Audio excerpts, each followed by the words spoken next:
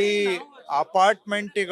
ಅಪಾರ್ಟ್ಮೆಂಟುಗಳ ಮಾಲೀಕತ್ವ ಮತ್ತು ನಿರ್ವಹಣೆ ಮ್ಯಾನೇಜ್ಮೆಂಟ್ ಬಗ್ಗೆ ಕರ್ನಾಟಕದಲ್ಲಿ 1972ನೇ ಇಸ್ವಿಯಲ್ಲಿ ಒಂದು ಕಾನೂನು ಮಾಡಲಾಗಿತ್ತು. ಆದರೆ ಇವತ್ತಿನ ಅವಶ್ಯಕತೆಗೆ ಅದು ಬಹಳ ಸಾಲದೇ ಇರುವಂತ ಕಾನೂನು ಆಗಿದೆ. ಹೊಸ ಕಾನೂನು ಮಾಡಬೇಕು ಅಂತ ನನಗೆ ತಿಳಿದಾಗೆ ಒಂದು 10-12-15 ವರ್ಷದಿಂದ ಬೆಂಗಳೂರಿನಲ್ಲಿ ಬಹಳ ಬೇಡಿಕೆ ಇದೆ. ಇದನ್ನ ನಮ್ಮ ಸರ್ಕಾರ ಹಿಂದೆ ಸಿದ್ದರಾಮಯ್ಯನವರು ಮುಖ್ಯಮಂತ್ರಿಗಳಿದ್ದಾಗ, ಡಿ.ಕೆ. ಶಿವಕುಮಾರ್ ಅವರು ಉಪಮುಖ್ಯಮಂತ್ರಿಗಳಿದ್ದಾಗ ಈ ಬೇಡಿಕೆ ಬಹು ವರ್ಷಗಳ ಬೇಡಿಕೆಯನ್ನ ಗಮನಕ್ಕೆ ತಗೊಂಡು ಈ ಅಪಾರ್ಟ್ಮೆಂಟ್ ಮಾಲೀಕರ ಹಿತವನ್ನ ಕಾಪಾಡಬೇಕು. ಯಾರು ಅಪಾರ್ಟ್ಮೆಂಟ್ ಅನ್ನ ಖರೀದಿ ಮಾಡ್ತಾರೆ, ಡೆವಲಪರ್ ಅಲ್ಲ, ಅಪಾರ್ಟ್ಮೆಂಟ್ ಅನ್ನ ಖರೀದಿ ಮಾಡಿ ವಾಸ ಮಾಡುವಂತವರ ಸಂಖ್ಯೆ ಬೆಂಗಳೂರಲ್ಲಿ ಲಕ್ಷಾಂತರ ಇದ್ದಾರೆ.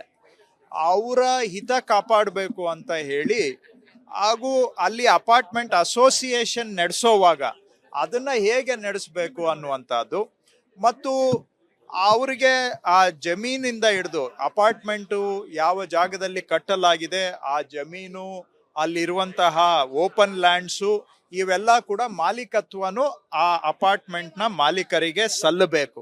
ಈ ಎಲ್ಲ ವಿಷಯಗಳನ್ನ ಆಧಾರವಾಗಿಟ್ಕೊಂಡು ಹೊಸ ಕಾನೂನಿನ ಬೇಡಿಕೆ ಏನು ಬಹಳ ವರ್ಷದಿಂದ ಇತ್ತು, ಅದನ್ನ ನಮ್ಮ ಸರ್ಕಾರ ಶಿವಕುಮಾರ್ ಅವರ ನೇತೃತ್ವದಲ್ಲಿ ಹೊಸ ಒಂದು ಡ್ರಾಫ್ಟ್ ಕಾನೂನನ್ನ ಮಾಡಿ ಇವತ್ತು ಆ ಡ್ರಾಫ್ಟ್ ಕಾನೂನನ್ನ ಜನಗಳಿಗೆ, ಅಪಾರ್ಟ್ಮೆಂಟ್ ಮಾಲೀಕರಿಗೂ ಕೂಡ ಪರಿಚಯ ಮಾಡಿಕೊಟ್ಟಿದ್ದೇವೆ.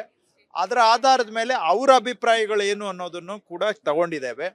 ಅವರು ಹೇಳಿರುವಂತ ಬಹುತೇಕ ಕೆಲವು ಅಭಿಪ್ರಾಯಗಳು ಈಗ ಆಲ್ರೆಡಿ ಕಾನೂನಲ್ಲಿ ನಾವು ಕವರ್ ಮಾಡಿದ್ದೇವೆ.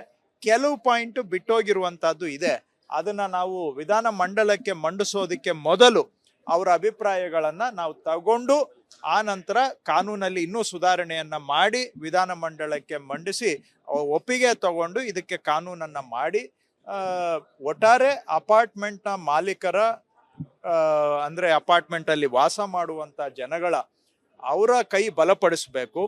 ಅವರ ಓನರ್ಶಿಪ್ಪು ಮತ್ತು ಅಲ್ಲಿ ಮ್ಯಾನೇಜ್ಮೆಂಟು ಅದು ಸಲೀಸಾಗಿ ಆಗಬೇಕು.